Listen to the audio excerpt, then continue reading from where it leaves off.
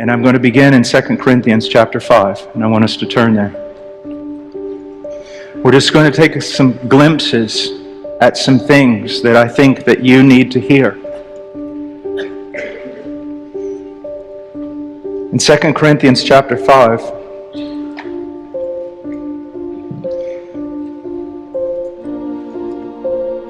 this passage is extremely important. Paul is talking about ministry. He's talking about why he is the man he is, the motivations behind his life, some of those being a reverent fear of God, the others being the love of God in Christ. But I want to use this passage and a few others in order to direct it to you, to your heart. Look at this. First of all, in verse 13, for if we are beside ourselves, it is for God. And if we are of sound mind, it is for you. That's the people of God.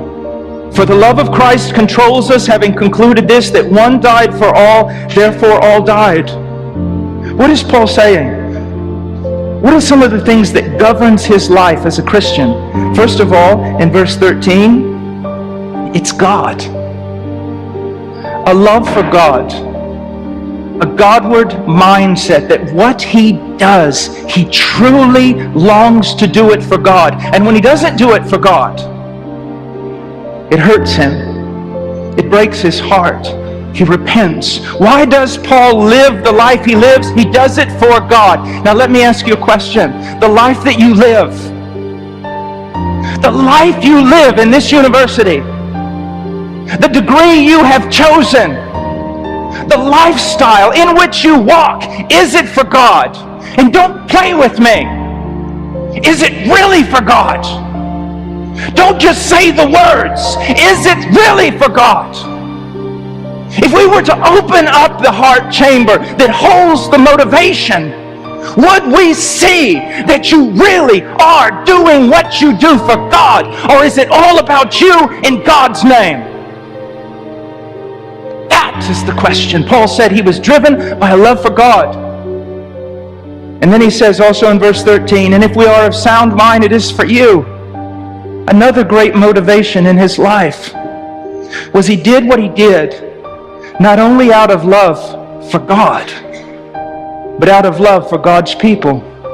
He truly loved God's people. He wanted to be with God's people. He wanted to help God's people. And now we see this all throughout the New Testament. We see this idea that the vertical validate, or the horizontal validates the vertical. We see this in 1 John, if you say that you love God, but you do not love your brother. We see this in Matthew 25, the division of the nations, the sheep and the goats. That their unbelief in the Christ is proven by the fact that they cared very little for the people of God. Now let me ask you a question, student. Are you doing what you do for Him? Or is He just some little piece of clothing you put on, some outward thing, a mere confession? Or do you, ask yourself this question in your own heart. Just ask yourself, be your own preacher this morning. Preach to your heart. Ask your heart, do I actually do what I do for Him? And some of you who are given over, some of you who are trapped in sin, some of you who live in worldliness and carnality, you're going to have to say, no, I live a carnal lifestyle in the midst of Zion. In the midst of a place where the gospel is preached, I live a carnal lifestyle. My heart is full of carnality. I drink it down. I was thinking carnal thoughts when I came in this building, and I'll think those thoughts when I leave if this day is like any other day.